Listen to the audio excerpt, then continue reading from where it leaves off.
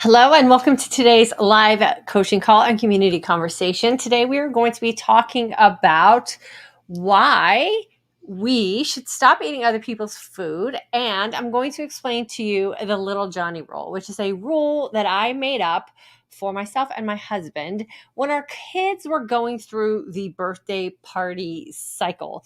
And we felt like we were going to birthday parties almost every weekend. And parents basically, or people who are throwing the party, were putting a bunch of pressure on other parents and ourselves to eat their food. And so we came up with this Little Johnny rule, and I'm going to explain it to you today and grant you permission to use this for yourself if you feel like you need to. So welcome. My name is Diane Parham. I am the creator of the online course and community, the Intermittent Fasting for Today's Aging Woman, as well as the Midlife Mindset Shift course and community. And here we talk about all things that pertain to us as aging women.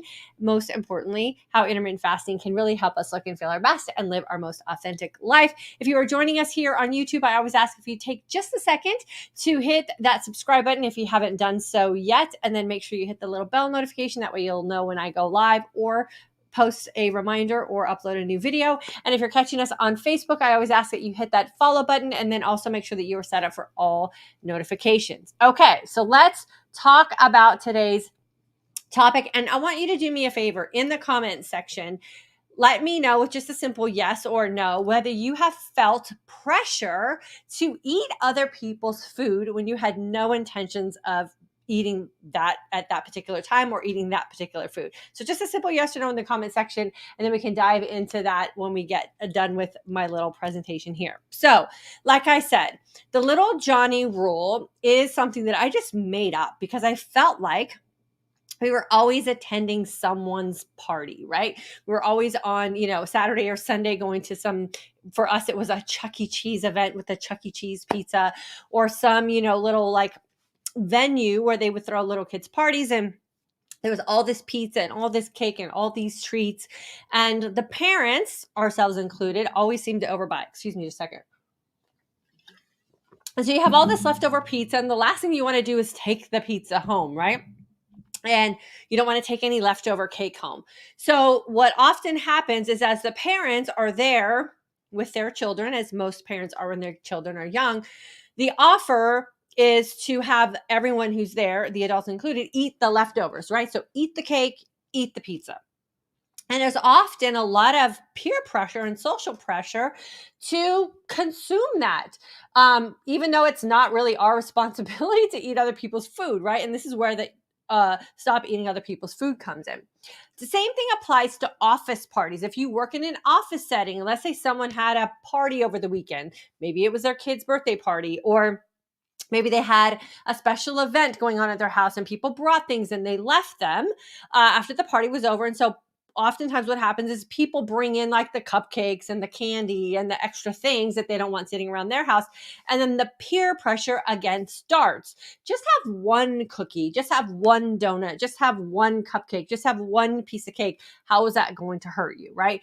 And oftentimes you get the glares and the stares and all the like peer pressure of not accepting other people's food when you're in that social setting. Again, this is where the Little Johnny rule applies. So what the Little Johnny rule is, we don't eat food or cake or whatever somebody else's agenda for treats are unless it is an event or a party or a get together for someone who is emotionally connected to us, right? So an immediate family member. So it would be grandparents or our kids or my husband and I, but someone that meant something to us. This is also where the memory making moments come in, right? We never miss memory making moments. But Johnny from my daughter's 5th grade class or kindergarten class or preschool class isn't someone that I'm emotionally connected to. Why should I feel the pressure of eating Little Johnny's cake or Little Johnny's pizza just because those parents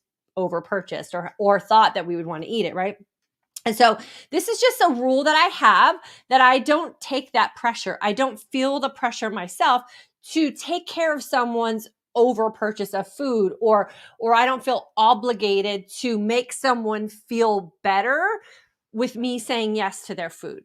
This also applies and can be applied to potluck type of settings, right? So for a lot of the women here in this community, we've identified the fact that there are certain foods or food ingredients that just don't make us feel good. For me, mostly in like group settings of food, it's the soy that is found in a lot of food products and or gluten, right? And so if I go to someone's buffet or someone's dinner party and I have no idea if they check ingredients labels and I have no idea what the ingredients of those food items are, and I feel pressured to eat someone else's food, I could spend days completely wiped out from just simple ingredients that are in there. So again, that's where the little Johnny rule applies. So it has come with me through seasons of little kid parties and feeling that pressure of parents glaring and staring at you when you're the one person who's not eating the pizza at the pizza parlor, or you're the one person that's refusing the cake at the birthday party. Or it happens again at office settings, right? When someone dumps their leftover treats on a table or a desk and everybody else is eating it, and you're going to stick to your guns and just say, no, I didn't plan on eating a piece of cake today at 10 o'clock in the morning, right? And so it's just a mindset and a boundary that we get to preset for ourselves at any social situation or any office situation or any function where you have already made the decision that you're just not going to eat someone else's food. Like, it's not your job to make other people feel good about the food that they're presenting at a social event. And we call that the little Johnny rule. We don't eat food at little Johnny's party, right? And if you have a Johnny in your house and the little Johnny rule is something that's not going to make sense for you, just implement whatever or insert whatever name you want to, or describe it any way you want to that works for your own brain. I have no issue saying no thank you at parties. I have no issue saying no thank you in office settings. I had no issues saying no thank you even at family functions where I didn't want to risk a day of me feeling bad to make someone else temporarily feel good in a food pressure situation. This can also apply to drinks, right? Whatever kind of drinks there are, alcoholic drinks or any kind of other drinks where someone's pressuring you to consume something to make themselves feel better because they now have pulled you in to their decision-making process, right? So the little Johnny rule can be used in any one of those situations. It's not something you have to tell someone. It's not something that you have to share. Like, no, thank you, I'm implementing the little Johnny rule right now. You don't have to do that. It's your own permission and your own mindset that you pre-establish before attending events. And it gives you that power and that like sort of permission for yourself to just stick to your guns and say, I had no plans on eating pizza today at 3 o'clock in the afternoon. I definitely didn't have any plans to wash it down with a piece of chocolate cake. So no, thank you. I'm going to just take a pass on this one. And it's the little Johnny rule. So you don't feel obligated to eat other people's food. Again, when you decide to participate in what we call the memory making moments, so those are weddings of close family members, birthday parties of your family members, social events of your family members, people who actually mean something to you and not just the casual acquaintance who threw you an invitation to something. So those times in your life when you want to make memory making moments, and memory making moments often accompany a food type of situation, then you get to make the choice for yourself on how and when you're going to participate. And oftentimes in those settings, I often bring my own food if I'm not sure what the options are going to be for me. Because again, I'm not going to waste a couple of days feeling myself completely thrown out of balance hormonally because someone else doesn't have the same food type of scenarios that I have with my body chemistry. So I hope this helps you. I hope it gives you some permission and some clarity and some strength and some guidance on how it is you can give yourself permission to just say no thank you to other people's food, especially if you have no idea what the ingredients are, especially if you had no plans on eating, but someone else had a different schedule for themselves. You can just simply say no thank you. And in your own brain, you can explain that to your thoughts as I'm implementing the little Johnny rule. Angela, good afternoon, girlfriend. It's so good to have you with us.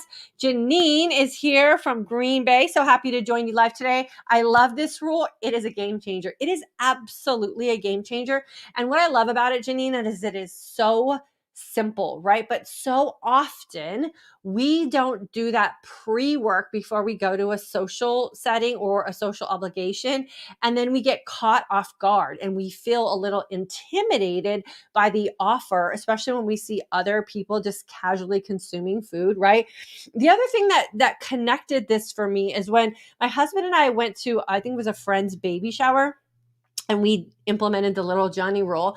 And everyone who was standing around just casually consuming the food that was there also were the same people who were casually complaining about how awful they felt, how much weight they had to lose, how many prescription medications they were on, how their doctor is hounding them about the lifestyle changes they need to make. And we made this connection of, wow, isn't that amazing? Like all these people who are just casually consuming food without thinking at a social obligation are also the same people complaining about all of these things that they wouldn't have to complain about if they just made different choices. So again, it's that thing we just want to give ourselves permission for. Angela, yes, awesome. Yes, Janine, yes, you felt the pressure as well. Carmen, hello from Southwest Florida, October 2018 grad. And yes, I eat others' leftovers. Yes, and again, that is not our job, right? We just have to give ourselves permission. Again, even like, coming off the heels of Mother's Day, right? One of the things about Mother's Day that I'm very adamant about is I get to decide how I want to spend my Mother's Day, right? And I think that's really important with birthdays and Mother's Day and any other holidays that you participate in where food is that primary source of being entertained, is when it is something that is specific to you or celebrated for you, make sure that you are very, very vocal about what it is that you say that you want for yourself. So again, you don't end up harboring some resentment because someone wasn't able to read your mind and provide for you what it is you really wanted for yourself. And it's oftentimes just because we don't say it out loud, right? Jocelyn, yes, my mom tries to pressure me to eat certain foods that I know will make me feel bad during family Sunday dinners. Yeah, for sure. Okay, so Jocelyn, here's that thing that I always recommend doing, especially in those types of situations. And I don't know what kind of relationship you have with your mom, but the first thing I always recommend is sitting down and having a conversation with her and just explaining to her why it is you've chosen to do things differently, right? And see how she responds to that. She just might not know. You might be doing her a favor. If that doesn't resonate with her and she doesn't respond well to that, then I always offer to bring my own dish. And then I just stick to whatever it is that I brought for myself to eat.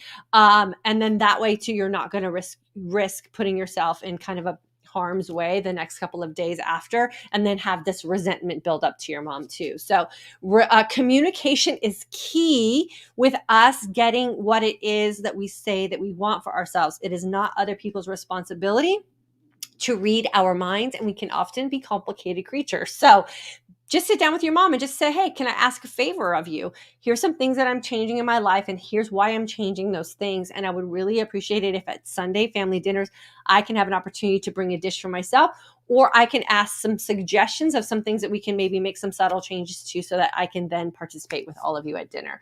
It will be a life changer, not only for you and your health, but might be a life changer for your mom and her health, but it will also help your relationship as well.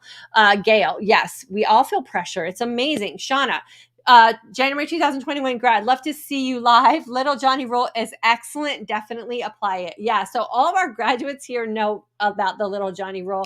I talk about it in class. I've talked about it here a lot. It is a game changer, and it is amazing, right? When we stop to think about how many times throughout our day or our life we have failed to set ourselves up for success because we just haven't thought the situation through, and how then that carries on to, like I said, resentment and harboring bad feelings about situations, when really all we have to do is just stop and think, and then ask for what it is that we say that we want for ourselves, and then really be firm about the decision that you make. You can have a really good time at a party and not eat a thing, right? But you have to set up the mindset for yourself first, so you don't end up going to a party feeling like I'm not allowed to eat this, or I'm on a diet, or whatever the old mindset was that we had. You are making a very informed choice for your future self. Future could be tomorrow, and how it is you want to wake up looking and feeling. And once we establish those things, then it is really, really a super powerful way to live your life. Shauna, at potluck, I always bring a big salad. now known as a salad woman. Yeah, what a great thing to be known for sure. And my husband and I always talk about how when we bring something that's on the healthier side, how that tends to be the thing that goes first, right? So I brought like kale chips one time to a party, and dang, if those weren't gone before the potato chips. Or, we've brought or ordered like a vegan pizza or something, or a chicken pizza instead of the pepperoni. And dang, if that's not the pizza that ends up going first. So I think people want to do things that are a little different and a little on the healthier side, but oftentimes don't know how. So you might be the one like Shauna who gets to be known for as the person who brings the healthy salad, and then people can count on that for sure. Angela, that's so true. Those hidden ingredients. Soy is definitely my enemy. Yes, ma'am. It is the thing that takes most of us down. And the thing that I always like to warn women about is when you rid your body of those things, right? So once you kind of detox your system from gluten and soy and some of the dairy additives that are found in food, and then you get exposed to it, it's like you got hit by a brick. And that's the fascinating thing about identifying the foods that aren't allowing you to look and feel your best, is that once you get rid of them from your system, you feel absolutely amazing. So now you have this new frame of reference about what amazing feels like and what it feels like to wake up every day looking and feeling your best. And then if you get a little dose of something, man, that extreme shift from feeling on top of the world to being exposed to a food your body can't tolerate is eye-opening. And then you will be very, very careful about reading those ingredients and saying yes to food that are other people's kind of choices about what food is for them. And you will definitely not let yourself get exposed too many times on accident after that. Patrice, 2020, September 2020 grad. My headaches are gone after I tried what you suggested to drink more water. Feeling great. Fasting 20 hours. I want to try fasting 48 hours later this week. Any suggestions? I say take it slow, Patrice, and then and then make sure you know why you're going to fast for 48 hours. Fasting longer is not always better, right? So if you have something specific that you're aiming for to see if a 48-hour fast will help you, then I would say, yeah, go ahead and give it a try, and then look for the thing you were hoping for. But if you're just trying to consistently fast and you're feeling good with what you're doing, going more is not going to be the better answer for you. I say consistency is always going to be the key for you. And if you just want to experiment with what it's like to go 2 days on a fast, then, that's always a learning experience too. I say give yourself permission to back out anytime you're not feeling well, and then make sure 100% you have those headaches managed and you have that water intake under control, so that when you go into that 48-hour fast, you're going to go into it with that already backed up. The other tip I have for people who want to experiment with longer fasts is if you're going to fast for 48 hours, it's really like a 5-day process. So you want to start weaning things out a couple days before, then do the 48-hour fast, and then you have to wean things back in. So it's not something you can just jump into to have it feel its best. Wean a couple days before, do the 48-hour fast, and then wean yourself back into the refeeding process. That's probably the most important thing because your digestive system is going to get a little bit pesky with you once you put food back into it. Sandy, January 2020 grad. I love that I have the power over me in every situation where food is involved. Yes, 100%. And then the other thing that I always like to remind us about is that we're not trying to become food phobic, right? We want to enjoy food when we decide food is what we're going to enjoy, but we have to be very food aware. And I think a lot of times as a society, we go through life and we go through situations and we go through celebrations and events or just a course of our day, and we're not aware of how many times we're presented with food situations, and then we just yes our way into sickness, right? Yeah, I'll have this. Everybody else is eating. I might as well eat it. Someone said they offered it to me. I feel bad saying no. Might as well have this. Everybody else is doing that. And then before we know it, we end up sick and unhappy with the way our body looks and feels. So being food aware is definitely key. And then just creating those boundaries for yourself because we do want to be able to enjoy the food that we say yes to, for sure. Pamela, hi from north of Boston. Girlfriend, it's so good to have you here with us. Thanks for jumping on. LS, love this. My fast has been going so great, and then I caught stomach virus this weekend. So I'm off my schedule today, but recall you stating, I think recently, to get back on when something like this happens. Yeah. I always say when in doubt, fast it out, right? And with a stomach virus, I would say the best thing you could probably do is just let your stomach like readjust, right? Let it balance itself back out. So I would say lots of mineralized water for sure. Make sure you're keeping those electrolytes up, and then just ease your way back into it. But my philosophy is when in doubt, fast it out. Carmen, when I grew up, often told not to waste food, not to throw food away, eat it. Yeah. We all were taught that, right? It was the product of the 60s and 70s, all the kids that were starving in other parts of the world. And so I always just say, prepare less, right? If you're worried about wasting food that you're preparing, prepare less. And the food's already been purchased, whether you consume it or whether you throw it away. It's already a purchase. And so be very mindful if you find that you're overproducing food or you're over purchasing food, catch yourself in those things and ask yourself why. I know for me, I am the kind of person that loves, like, when the refrigerator is full and the cupboards are full, I feel safe and secure, like everything's going to be okay in the world.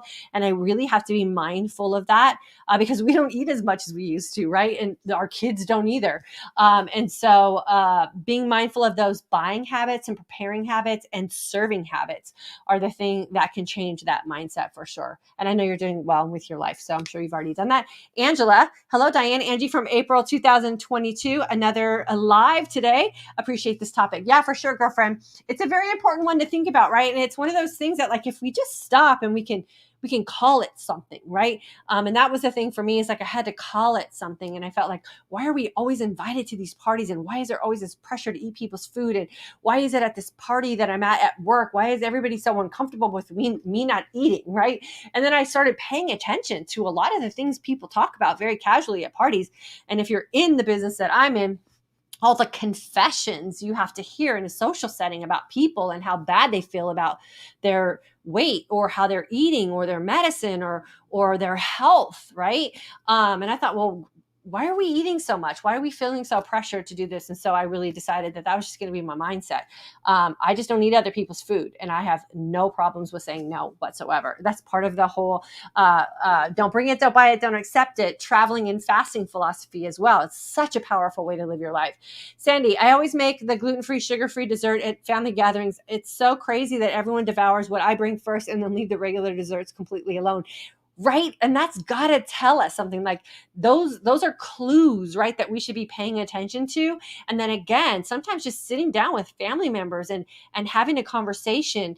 A lot of family gatherings, especially in holiday events, are traditions carried over, and we don't even think to question a lot of them. So when you get ready for family holidays this year, think about that. Like, why are we doing this still? And can we make some changes for how it is we want to live our life today? Because the way grandma did it or great grandma did it may not be working for us anymore. And it is totally okay to tweak some of those holiday traditions or some of those food traditions or family traditions and make them more suitable for what you want to live today. For sure. Just have a conversation with your family. Patrice, I wanted to experiment with fasting longer. That's why I wanted to go 48 hours in. Yeah, for sure. 100%. Give yourself permission to break your fast if you're feeling like you're not doing well. Even feeling super preoccupied about food is something that you don't want to go too deep into. So if you're just like jonesing about food, I say break your fast. Also, keep your water intake up and then start to wean yourself going into it. Don't just go cold turkey. A lot of times when people prepare themselves for a 48-hour fast, they prepare in the opposite way they should, and they eat all the things first, right? So wean yourself off going into it. So you're almost already at like a 24-hour type of thing before you count down to the 48-hour fast. And then keep us posted on how it goes. I'm excited for you. Wanda, yes, the pressure. I usually get a bit of flack because I eat plant-based foods. I am and yes, the people who poo-poo my choices are overweight and have health issues. They eventually stopped. Yeah, for sure. If you stand your ground, one of the things we've practiced here in some of our community conversations before is looking people straight in the eye and just saying, no, thank you. There are people who are uncomfortable with you standing your ground, right? And so if you flinch or you seem unsure or you seem like you could be peer pressured, you will be peer pressured. So practice looking people straight in the eye and just saying, no, thank you. No explanation needed. Most of the time, they will look away and they will go harass someone else. So practice standing firm in your decision and being very assertive about what it is that you say that you want for yourself, and they will lose interest for sure. And then they'll probably ask you what it is you're doing to look and feel so great. Rita, July 2020 graduate. Always great topics, Diane. You're always in my head in a good way. Love you, girlfriend. I love you back, my friend. And yeah, take me in your head anytime you need to, for sure. This is kind of a lifetime of things, revelations for me that I love sharing here with you guys and teaching inside the Intermittent Fasting for Today's Aging Woman course. They're just things we oftentimes don't stop to think about, right? And if we really stop to think about them and then create mindsets and create boundaries, talk this over with people that you spend the most time with too. Like my husband and I, we are dead set on backing each other up with the little Johnny rule. We're dead set with backing each other up before we go out. We say, okay, we're going to go out to dinner. What are our plans? We're going out to this social event. What are our plans? Like, what do we have going on tomorrow? What are we going to partake in? What are we not going to partake in? And we have each other's backs, right? Because the social pressure is real. And if you don't like have a plan going out, you'll innocently get caught up in it. Happens all the time. So just have a plan. And I'm here to help you guys get that set up for yourselves. Okay. So that's my talk for today. The little Johnny rule. It's yours. I'm giving you permission to use it any way that you feel necessary or any way that you feel will help you with your life. You can insert whatever name you want in there. If Johnny doesn't work for you, just happens to be the name that I picked because it seemed like just the thing that worked for us at the time. But the little Johnny rule is yours. Please use it. Please make sure you implement it anytime that you're feeling like you're under pressure or you don't feel like food is the thing that you want to eat at any particular time. And it is not our obligation. It is not our responsibility, and it's not our burden to eat other people's food on other people's schedule. We have the power and the responsibility to make sure that we're making decisions so we can look and feel our best and live our most authentic life. Because if we're not doing that for ourselves, girlfriend, there's no one that's going to be doing it for you. Have a great rest of your Monday. If you haven't done so yet, please make sure you jump on my email list. Our May 2022 Intermittent Fasting for Today's Aging Woman course is well underway. We have an amazing group of women in class with us this month.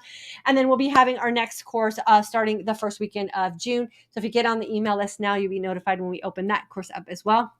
Love you guys. Have a great rest of your day. And I will see you back here on Thursday at noon Central Standard Time.